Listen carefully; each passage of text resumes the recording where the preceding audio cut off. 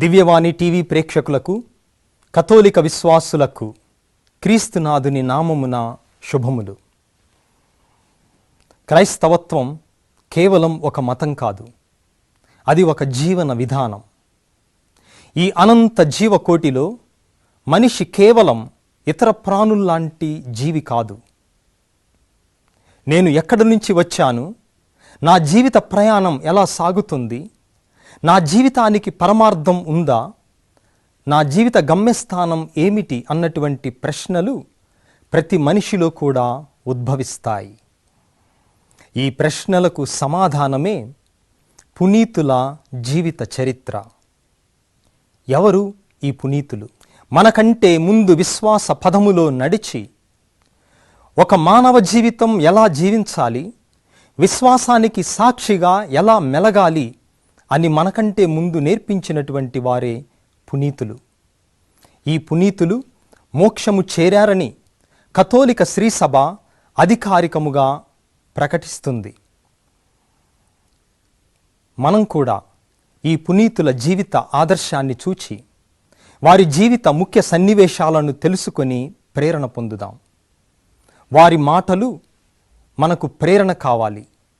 వారి విశ్వాస పదం మనకు సుమాతృక కావాలి. వారి యొక్క క్రైస్తవ జీవితం మనకు ఆదర్శం కావాలి.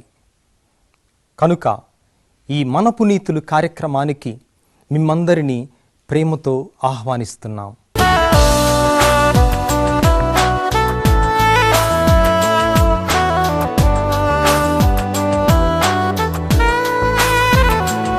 క్రీస్తునాథుని యందు ప్రియమైన సహోదరి సహోదరులారా, కథోలిక విశ్వాసులారా, మీ అందరికీ ప్రభు క్రీస్తు నామమున శుభోదయం. ఈరోజు ఫిబ్రవరి 15వ తేదీ.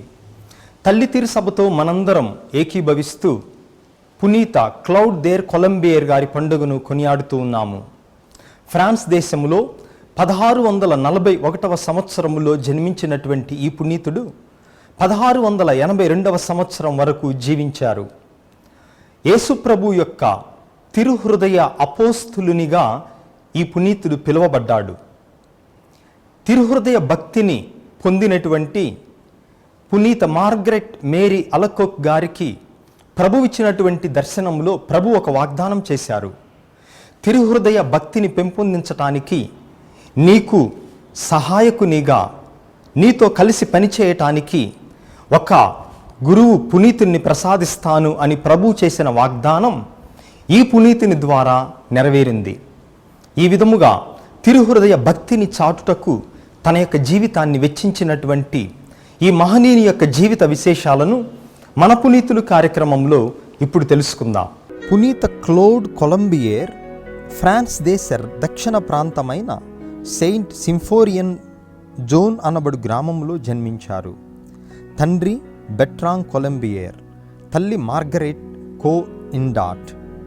వీరు ప్రాథమిక విద్యను తమ స్వగ్రామంలోనే అభ్యసించారు. తరువాత లియోన్ పట్టణం విద్యా కళాశాలలో తత్వశాస్త్రాన్ని చదువుకున్నారు. తన దైవ పిలుపును నిజం చేసుకోవటానికి యేసు సభలో చేరాలనుకున్నారు. అందుకు అవిగ్నోస్ పట్టణంలో నెలకొని ఉన్న నోవిషియేట్లో ప్రవేశించారు.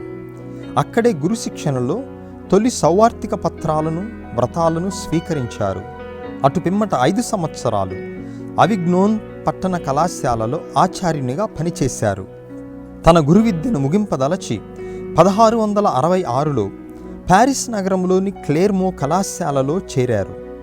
అక్కడే వేదాంత దైవశాస్త్రాన్ని అధ్యయనం చేసి పరిశుద్ధ గురు పట్టాభిషిక్తులయ్యారు. తదుపరి వారు నియమించబడిన ప్రకారం లియోన్ పట్టణంలోని కళాశాలలో బోధింప వెళ్ళారు.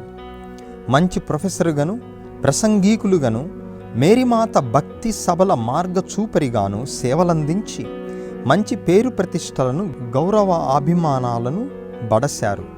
1674లో ఫాదర్ క్లౌడ్ మఠ జీవితంలో కఠిన పరీక్షా సమయం. 1 ఏడాది పాటు తన అంతరంగిక దీక్షను పటిష్టపరచుకోవటానికి సమయాన్ని వినియోగించుకున్నారు. ఉపవాసము, తపోక్రియలు, ప్రార్థనలో గడిపి ఆధ్యాత్మిక జీవితంలో ముందంజ వేశారు.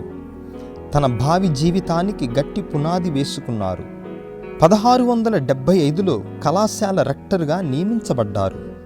అందువల్ల కన్యస్త్రీ అయిన పునీత మార్గరెట్ మరియమ్మ అలకోక్ గారికి ఇవ్వబడిన యేసు హృదయ దర్శనాల్లో నాకు విశ్వాసపాత్రుడైన సేవకుని, పరిపూర్ణ స్నేహితుని నీకు పంపుదును అని ప్రభు ఇచ్చిన వాగ్దానం ఇలా నెరవేరింది. ఫాదర్ క్లోడ్ రావటంతో సిస్టర్ మార్గరెట్ మేరీ అలకోక్ గారి ఆధ్యాత్మిక చింతన ద్విగుణీకృతమైంది. ఫాదర్ క్లోడ్ను తన జ్ఞాన గురువుగా ఎంచుకొని తన మనస్సులోని తలంపులను, హృదయంలోని సున్నిత భావాలన్నిటినీ వారికి తెలియచెప్పింది. యేసు తిరుహృదయ సందేశాన్ని వారికి వివరించింది. ఫాదర్ క్లోడ్ కొలంబియేర్ తన అమూల్య సలహాలను ఆమెకు అందించి మంచి మార్గదర్శకులయ్యారు. ఆత్మీయ సురక్షిత జీవిత బాటను అవలంబించడానికి వారిరువురికి ఇది దోహదం చేసింది. తద్వారా వారిద్దరూ యేసు తిరుహృదయ ప్రేమ సందేశాన్ని ప్రచారం చేయటానికి కంకణం కట్టుకున్నారు. పారెలెమోనియల్లో ఫాదర్ క్లోడ్ కేవలం 1.5 సంవత్సరాలు మాత్రమే పనిచేశారు. కొద్ది కాలం మాత్రమే అయినప్పటికీ ఆ సమయం అనిర్వచనీయమైన యేసు తిరుహృదయ కారుణ్య ప్రభావాన్ని అనుభవించిన అపూర్వ తరుణం. 1676లో ఫాదర్ క్లోడ్ లండన్కు పంపబడ్డారు. అక్కడ వీరు మోర్కు యువరానికి ఆధ్యాత్మిక గురువుగాను, రాజభవనంలోనున్న వారికి విశ్వాస సందేశకులుగాను, సలహాదారుగాను పనిచేశారు. ఆ రోజులు క్రైస్తవంలో కొంత క్లిష్ట పరిస్థితులు నెలకొని ఉన్నాయి.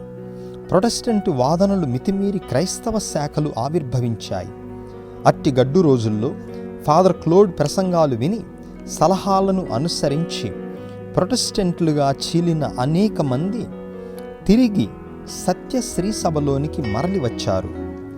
ఇది గమనించిన రాజకీయవేత్తలు కేవలం పోపుగారి దూత అయిన ఫాదర్ క్లోడ్ రాజకీయాల్లో తలదూరుస్తున్నారని అబండాలు వేసి చెరసాలలో బంధించారు. ప్రొటెస్టెంట్ పోకడలనే ఆలింగనం చేసుకున్న బ్రిటిష్ రాజశాసనం వారిని రాజద్రోహి, దేశద్రోహిగాను అన్యాయపు తీర్పు విధించి వారిని దేశ బహిష్కారం చేసింది. 1681లో వేసవి రోజుల్లో ఫాదర్ క్లోడ్ పారలెమోనియల్ చేరుకున్నారు. అక్కడే వారి ఆరోగ్యం క్షీణించి మెదడులో రక్తస్రావం వల్ల 1682 ఫిబ్రవరి 15వ తేదీన పరలోక ప్రాప్తి చెందారు. క్రీస్తునాథుడు వెల్లడి చేసిన అపార ప్రేమ, కరుణ అనే సౌవార్తిక బాటలో ఆత్మలను నడిపించి దేవుని చెంతకు చేర్చటమే వీరి లక్ష్యం అని సిస్టర్ మార్గరెట్ మేరీ గారు ఫాదర్ క్లోడ్ గురించి నుడివారు. 1992 మే 31న 2వ జాన్ పాల్ పోపు గారు వీరికి పునీత పట్టాను ప్రదానం చేశారు. ఆ సందర్భంగా దివ్య బలి పూజ నర్పిస్తూ పునీత జాన్ పాల్ తమ దివ్య సందేశంలో ఇలా పేర్కొన్నారు: మహోన్నత త్రియేక దేవుని మహిమార్థం, కథోలిక విశ్వాసం, క్రైస్తవ మతాభివృద్ధి నిమిత్తం మన ప్రభువైన యేసుక్రీస్తు అధికారం వలనను, పునీత పేతురు, పౌలు అపోస్తుల అధికారముతోనూ, దైవ సహాయములో సమగ్ర విచారణను జరిపి మేత్రానుల సంఘములోను, నా సహోదర పీఠాధిపతులలోను సముచిత సంప్రదింపులు నెరవేరిన పిమ్మట ధన్యజీవి క్లోడ్ కొలంబియేరును పునీతునిగా నిర్వచించి పునీతుల జాబితాలో చేరుస్తూ శ్రీసభలో వారికి తగు భక్తి మర్యాదలను అందరూ కనపరిచేటట్లు నిర్దేశిస్తున్నాను అని నుడివారు. ఈ ఉత్తముని జీవిత సందేశాన్ని మనందరం కూడా అంగీకరించి సదా క్రీస్తునాథుని ప్రేమ యందు నిలకడగా ఉండమని ప్రబోధించే ఈ ఆదర్శప్రాయుని అనుసరించేటట్లుగా మనం ఇప్పుడు ప్రార్థిద్దాం. ప్రార్థించుదము. ప్రేమస్వరూపులైన పరిశుద్ధ తండ్రి, ఈరోజు కథోలిక తిరుసభ విశ్వాసములో పునీత క్లౌడ్ దేర్ కొలంబియేర్ గారిని పునీతునిగా మేము కొనియాడుతూ ఈ పునీతుని యొక్క జీవిత విశేషాలను మాకు నేర్పించి ప్రేరణను ప్రసాదిస్తున్నందుకు మీకు కృతజ్ఞతలను అర్పిస్తూ ఉన్నాము. ముఖ్యంగా ఈ పునీతుణ్ణి మీరు మీ దివ్యకుమారుని యొక్క పవిత్ర హృదయ అపోస్తులునిగా ఎన్నుకొని ఉన్నారు. పునీత మార్గరెట్ మేరీ అలకోక్ గారి యొక్క సహకారంతో వారికి సహాయకునిగా, సేవకునిగా, స్నేహితునిగా మీ దివ్యకుమారుని యొక్క పవిత్ర హృదయ భక్తిని చాటుటకు ఈ పునీతుడు ఏ విధముగా తమ యొక్క జీవితాన్ని అర్పించారో అదే విధముగా మా అందరిలో దివ్య హృదయం మీద ఉన్నటువంటి ప్రేమను అధికము చేయండి.